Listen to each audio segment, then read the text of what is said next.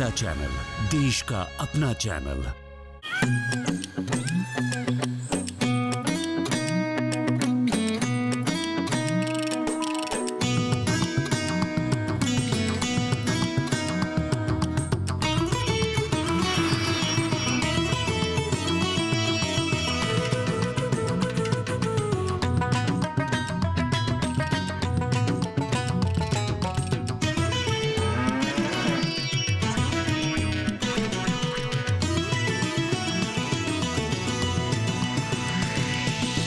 DD किसान, बदलते भारत की शान।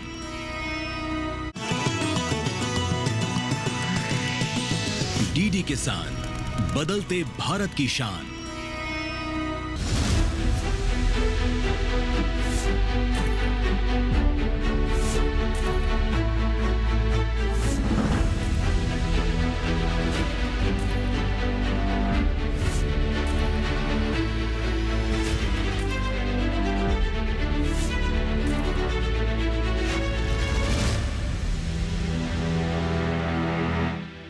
नमस्कार, स्वागत है आपका सरकार आपके साथ में। मैं हूं अंजू सिंह।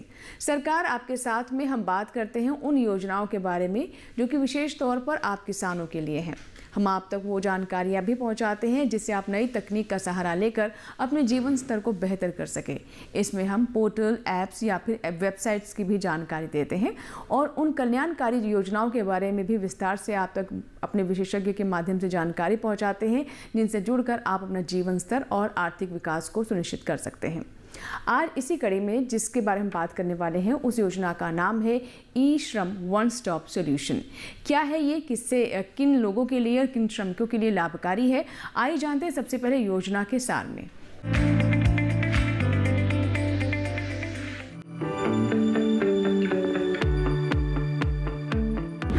भारत 55 करोड़ से भी अधिक श्रमिकों का देश है। इसमें से अधिकतर असंगठित रूप से काम कर रहे हैं।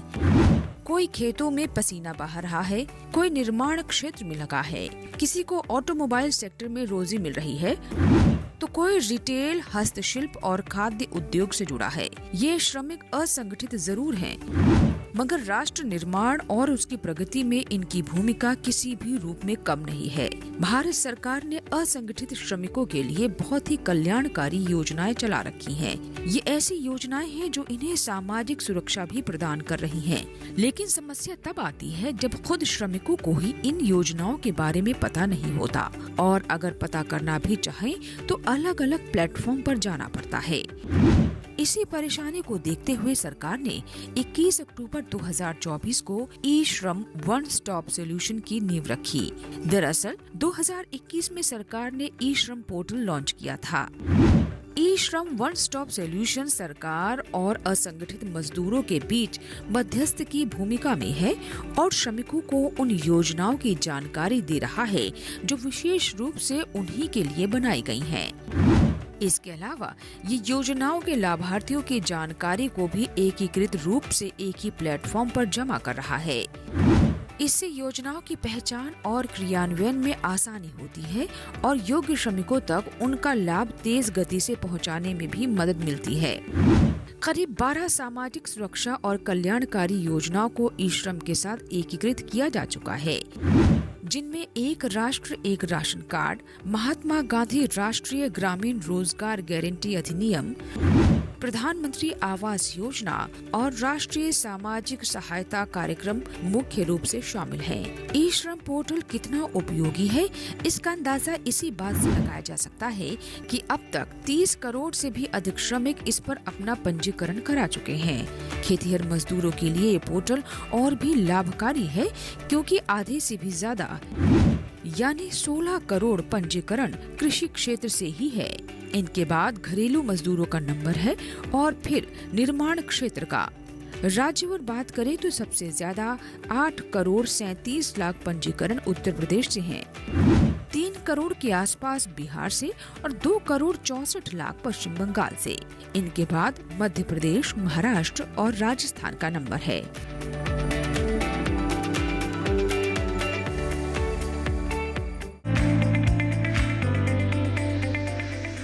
तो तो अभी आपने देखा योजना का सार। फिलहाल वक्त है छोटे से ब्रेक का। ब्रेक के बाद जब वापस आएंगे तो बात करेंगे विशेषज्ञ से।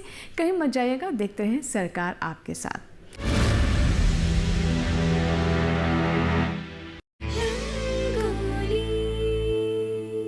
फिल्म इंडस्ट्री के वो चॉकलेट हीरो जिनकी जिंदगी नहीं रही किसी फिल्मी कहानी से कम। गीत गाता हूँ मैं, गुनगुनाता हूँ मैं। साथ ही वो हीरो जिनके नाम से जुड़ी थी कपूर खानदान की लेगेसी, लेकिन जिंदगी में संघर्ष की कमी नहीं रही। सामने ये कौन आया, दिल में हुई हलचल।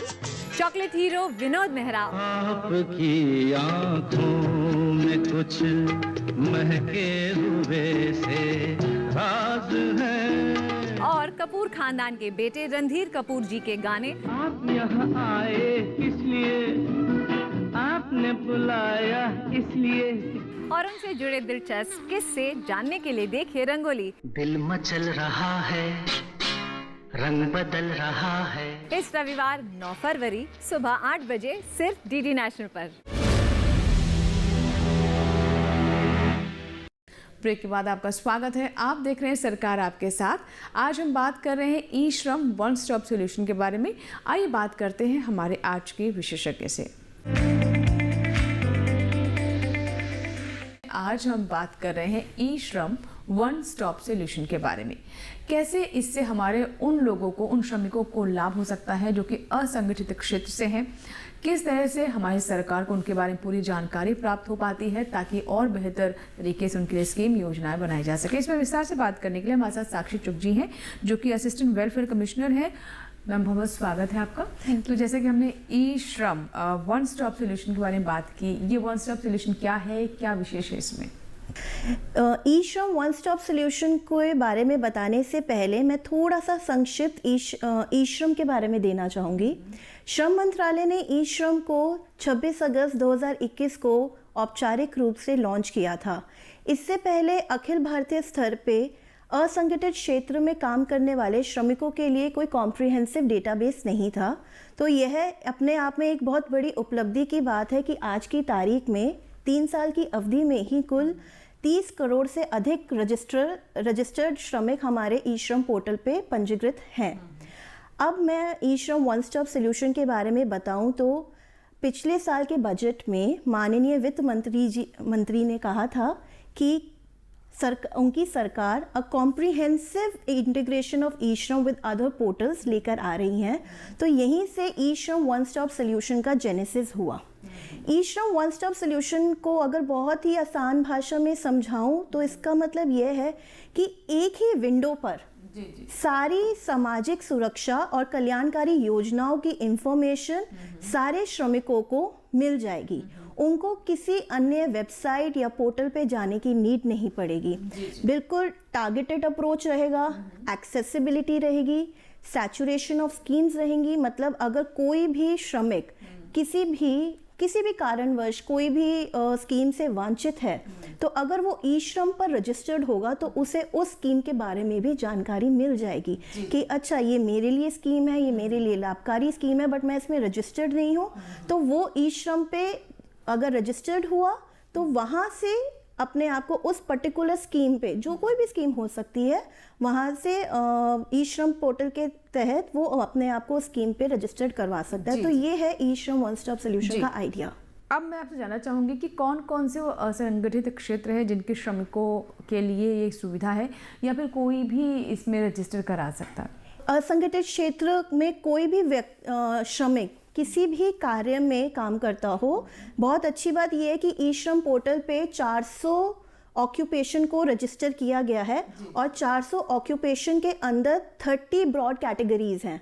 अगर मैं आप लोगों से एक इंफॉर्मेशन साझा करूं तो 30 करोड़ में से लगभग 15 करोड़ सिर्फ एग्रीकल्चरल रिलेटेड श्रमिक हैं जो रजिस्टर्ड हैं।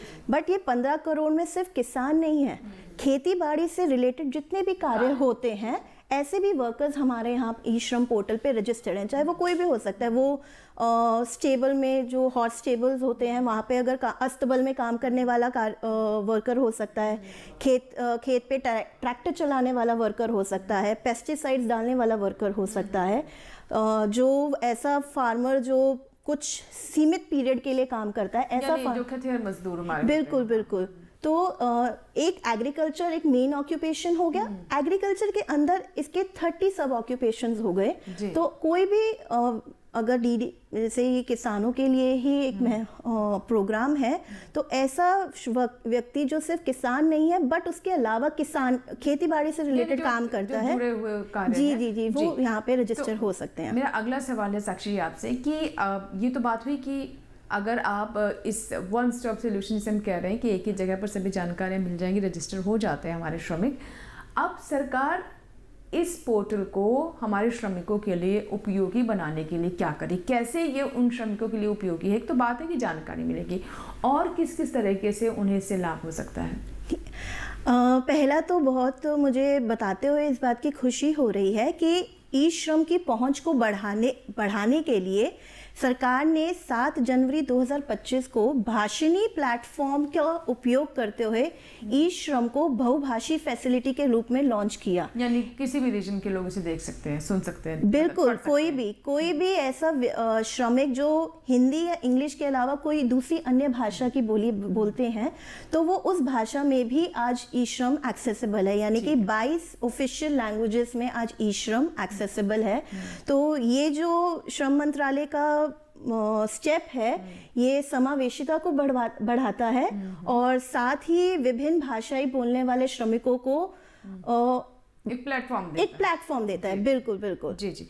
अब मैं मैम आपसे जानना चाहूँगी कि जैसे ये तो बात हुई कि कैसे एक प्लेटफॉर्म पर ये सभी श्रमिक आ जाएं जिनके पहले कभी कोई सुध नहीं ली गई, इनका कोई डेटाबेस नहीं होता था, और हमने देखा भी जब कोरोना जैसी इमरजेंसी हुई थी, जब सबके पास पहुंचने की आवश्यकता थी तो कोई डेटाबेस नहीं था, एक बड़ी समस्या आई थी। मुझे लगता है कि आपातकालीन स्थितियों के लिए भी ये डेटा काम आएगा।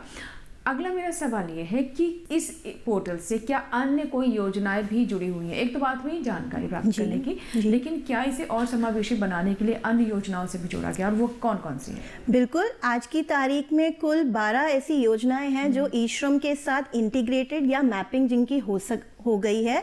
अगर कुछ स्कीम्स का मैं नाम लूँ, उससे पहले सबसे पहले एक स्कीम मेरे जो दिमाग में बिल्कुल झट से आती है, वो आती है हमारी हेल्थ स्कीम, यानी कि आयुष्मान भारत। बिल्कुल, आयुष्मान भारत के साथ ई श्रम इंटीग्रेटेड और उसका डेटा मैप किया जा चुका है। दूसरी स्कीम एम्प्लॉयमेंट वाली अगर मैं बात करूँ, नेशनल करियर सर्विस, वो स्कीम का भी इंटीग्रेशन ई श्रम पोर्टल के साथ है। पेंशन, जो हमारी ओल्ड एज सिक्योरिटी का बहुत मेजर कंपोनेंट होता है, तो प्रधानमंत्री श्रम योगी मानधन योजना, इस योजना के साथ इंटीग्रेशन हो चुका है। राशन कार्ड के साथ हो चुका है। प्रधानमंत्री आवास योजना ग्रामीण के साथ हो चुका है। अपना पीएम स्वनिधि, जो स्ट्रीट वेंडर्स को इजीली लोन्स मिल सके, उस स्कीम के साथ इंटीग्रेशन हो चुका है। अब डीडी किसान के मैं इस ऑफिस में आई हूँ, तो किसानों के लिए जो बहुत इंपॉर्टेंट स्कीम है अपना पीएम किसान, उस स्कीम के साथ इंटीग्रेशन की प्रक्रिया ऑलरेडी इन प्रोसेस है, तो बहुत जल्दी इस स्कीम के साथ भी इंटीग्रेशन हो जाएगा। तो ऐसे अन्य और भी फ्यूचर में यही प्लान है मंत्रालय का कि और भी अन्य स्कीम्स के साथ इसको जोड़ा जाए, ताकि ई श्रम वन स्टॉप सोल्यूशन को सुनिश्चित तौर से वाकई उसे वन स्टॉप सोल्यूशन बताया जाए, हर जगह दिखलाया जाए कि हमारे श्रमिक को किसी और अन्य प्लेटफॉर्म पे जाने की नीड ही ना पड़े, उसको एक ही जगह पे सारी स्कीम्स मिल गई। जी बिल्कुल। तो जैसे आपने श्रमिकों की बात की और एक ही जगह सभी 12 योजनाओं के बारे में आपने जिक्र किया, अब मैं ये जानना चाहूँगी कि क्या इसमें इस तरह का भी कोई वर्गीकरण है कि जो ग्रामीण श्रमिक हैं या जो शहरी श्रमिक हैं, क्योंकि उनके काम में भी फ़र्क होता है। ग्रामीण श्रमिक अगर हुए तो वो खेतिहर मजदूर हो सकते हैं, जैसे कि आपने बताया सिंचाई का काम कर सकते हैं, ट्रैक्टर हो सकता है, ट्रैक्टर चालक हो। शहर के श्रमिक अलग, रेहड़ी पटरी वाले हो सकते हैं। तो क्या इनका कोई वर्गीकरण भी है इस पोर्टल में? उसको भी क्या एक बेहतर डेटाबेस बनाने के लिए ध्यान में रखा गया? मैं सबसे पहले तो एक महत्वपूर्ण जानकारी साझा करना चाहूँगी कि ई श्रम पे जब श्रमिक अपने आप को रजिस्टर करता है तो सेल्फ डिक्लेरेशन बेसिस पे होता है। यानी कि वो जानकारी जो वो ई श्रम पे डाल रहा है, हम यही मानते हैं कि वही सही है। तो अगर ऐसा कोई श्रमिक अर्बन सेटिंग में काम कर रहा है, तो अर्बन सेटिंग उस श्रमिक जैसे उस श्रमिक का अकाउंट बन गया, उसने अपनी जानकारी दी, तो उन जानकारी के हिसाब से जिस जिस स्कीम्स के लिए वो एलिजिबल होगा वो अपने आप आ जाएगा, वो अपना आप वर्गीकरण हो जाएगा। बिल्कुल बिल्कुल। तो जो हमारे दर्शक देख रहे हैं, चाहे वो शहरी दर्शक हैं या गांव के हैं, अगर आप भी ऐसे ही क्षेत्र से जुड़े हुए हैं तो बिल्कुल इस बात का ध्यान रखें कि इस पोर्टल पर जाए, अपने आप को रजिस्टर करें। अब हमने बहुत सारी जानकारी ले ली मैम, लेकिन जो दर्शक देख रहे हैं वो अगर ये जानना चाहे कि क्या प्रक्रिया है, क्या कोई शुल्क लगता है इसमें, क्या कोई दस्तावेज लगते हैं, कैसे इसमें अपने आप को रजिस्टर किया जाए? ई श्रम पे रजिस्ट्रेशन का कोई भी शुल्क नहीं है, बिल्कुल निःशुल्क है। आप जाइए, बेशक फ्री ऑफ कॉस्ट इसका रजिस्ट्रेशन होता है। और रजिस्ट्रेशन करवाने के लिए सिर्फ आपको 2 दस्तावेज़ों की ज़रूरत है। पहला आपका रजिस्टर्ड मोबाइल नंबर और दूसरा आधार कार्ड। इसके अलावा और कोई भी दस्तावेज़ नहीं है जो ई श्रम पे रजिस्ट्रेशन के लिए नीड हो। और इससे पहले एक और चीज़ मैं आप लोगों से साझा करना चाहूँगी। हाल ही में हमारे माननीय मंत्री जी ने एग्रीगेटर्स मॉड्यूल का औपचारिक रूप से लॉन्च किया। अभी थोड़ी देर पहले आपने जैसे पूछा कि अगर कोई श्रमिक अर्बन सेटिंग में काम कर रहा है तो उसके लिए क्या ई श्रम पे नया लाया गया, तो मैं बताना चाहूँगी कि आज की अगर हम अपनी वर्कफोर्स की इकोनॉमी देखें तो सैकड़ों वर्कर्स जो हैं वो प्लेटफॉर्म इकोनॉमी के साथ जुड़ रहे हैं। तो एग्रीगेटर्स मॉड्यूल का औपचारिक रूप से के लॉन्च के बाद अगर वो प्राइमरी ऑक्यूपेशन मान लीजिए किसान रखता है, बट इनकम को बढ़ाने के लिए वो राइडर डिलीवरी मैन का भी काम कर रहा है, तो वो अपने secondary occupation as a rider e Shram पे डाल सकता है। बिल्कुल डाल सकता है, बट इसमें एक पॉइंट ये है कि हम उसे राइडर तभी मानेंगे अगर उसका एग्रीगेटर वो चीज़ वेरीफाई कर देगा कि हाँ ये श्रमिक मेरे पास राइडर के तौर पे भी काम कर रहा है, और एज अ राइडर जो जो स्कीम्स उस वर्कर के लिए होगी, जिसके लिए वो एलिजिबल होगा, वो स्कीम की जानकारी भी ई श्रम पे अपने आप आ जाएगी। जी, यानी कोई भी श्रमिक रजिस्ट्रेशन उसका एक ही बार होगा, और जैसे कि आप बता रही हैं, लेकिन हाँ अगर कोई दूसरा काम भी करता है तो उसकी जानकारी भी वो उसमें दे सकते हैं। बिल्कुल बिल्कुल वो दे सकता है। बिल्कुल। अब मैं आपसे जानना चाहूंगी कि राज्यों की भूमिका क्या है इसमें, क्योंकि देखिए इसमें कृषि से जुड़े हुए लोग भी हैं, जो अलाइड सेक्टर है उससे जुड़े हुए श्रमिक भी हैं, और कुछ विषय जो है वो हमारे राज्यों के होते हैं, कुछ सेंटर के होते हैं। तो इसे किस तरीके से और समावेशी और पारदर्शी बनाने का प्रयास किया गया है, राज्यों की भूमिका कैसे डिफाइन की गई है? अब ये सवाल आया तो मैं बताना चाहूँगी, कल ही हमारे माननीय मंत्री जी ने यानी कि 29 जनवरी 2025 को औपचारिक रूप से माइक्रोसाइट का लॉन्च किया।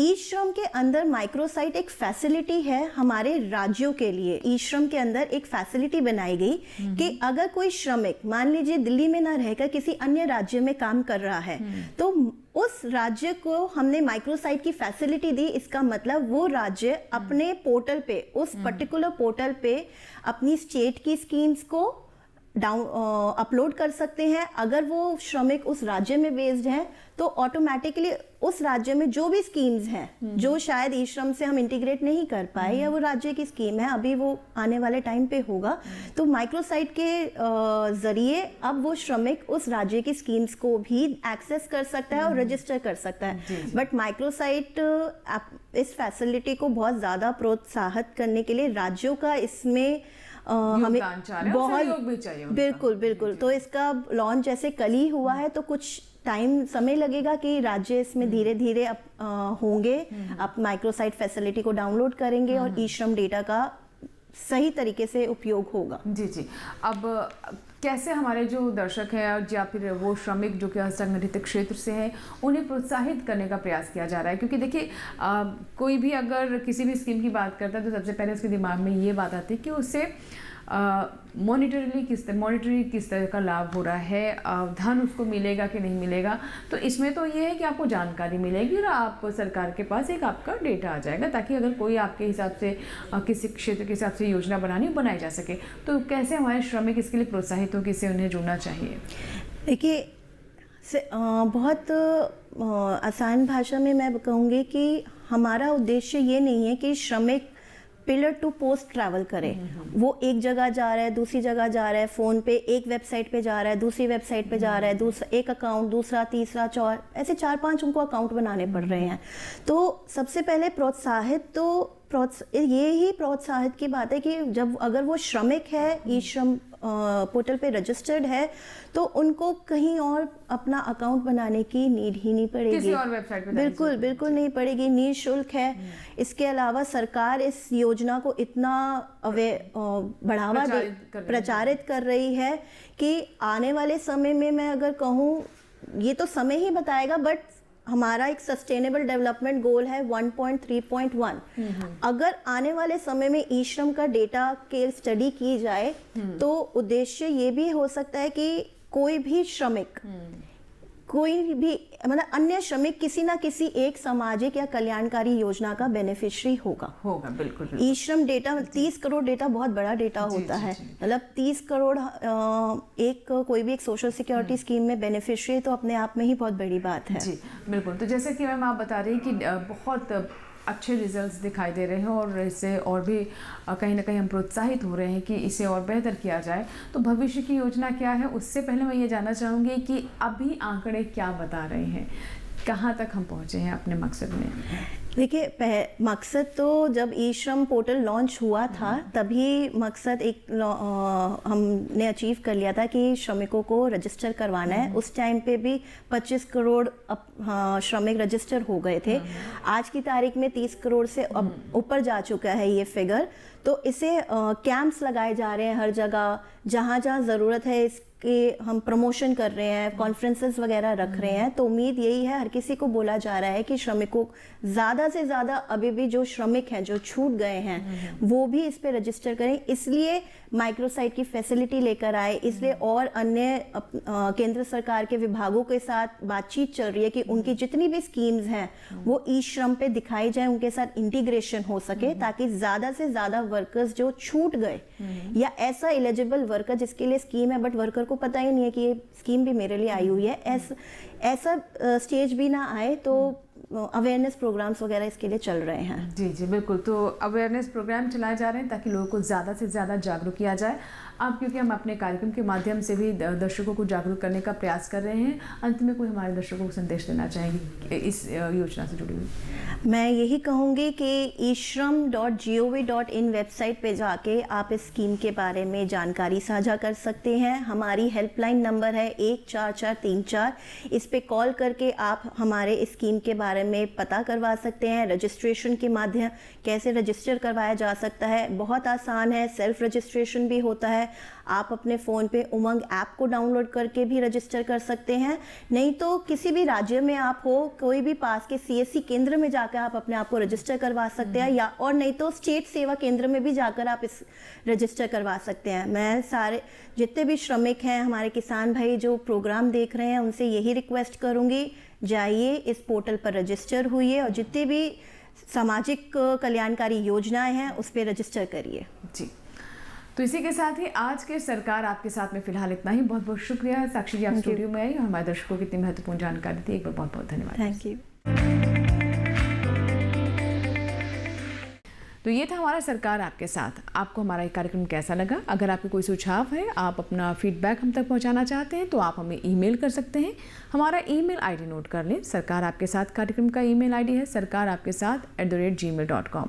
आप चाहे तो सोशल मीडिया के माध्यम से भी हमें संपर्क कर सकते हैं। इसके लिए फेसबुक में जाएँ, सर्च बॉक्स में आप सरकार आपके साथ टाइप करें, हमारा आईडी खुल जाएगा जिसे आप फॉलो कर सकते हैं। मैसेंजर के माध्यम से या फिर वॉल पर लिखकर भी अपने सवाल, अपने सुझाव हम तक पहुँचा सकते हैं। और एक और आसान तरीका, सरकार आपके साथ कार्यक्रम का टोल फ्री नंबर 1800-113060, इस नंबर को डायल करें। आपके लिए नंबर उपलब्ध है सुबह 6 बजे से रात 10 बजे के दरमियान, सोमवार से शनिवार आप इस नंबर पर कॉल कर सकते हैं। और चलते चलते एक और जानकारी आपको दे दें कि आप सरकार आपके साथ कार्यक्रम हमारे YouTube चैनल पर भी देख सकते हैं। इसके लिए करना बस आपको ये है कि टेलीविजन स्क्रीन पर दिखाए जा रहे इस QR कोड को स्कैन करें और YouTube पर भी देखें सरकार आपके साथ। सरकार आपके साथ कार्यक्रम में फिर होंगे हाजिर एक नए विषय के साथ, एक और योजना की पूरी जानकारी के साथ। फिलहाल दीजिए इजाजत, बने रहे दूरदर्शन किसान के साथ। नमस्कार।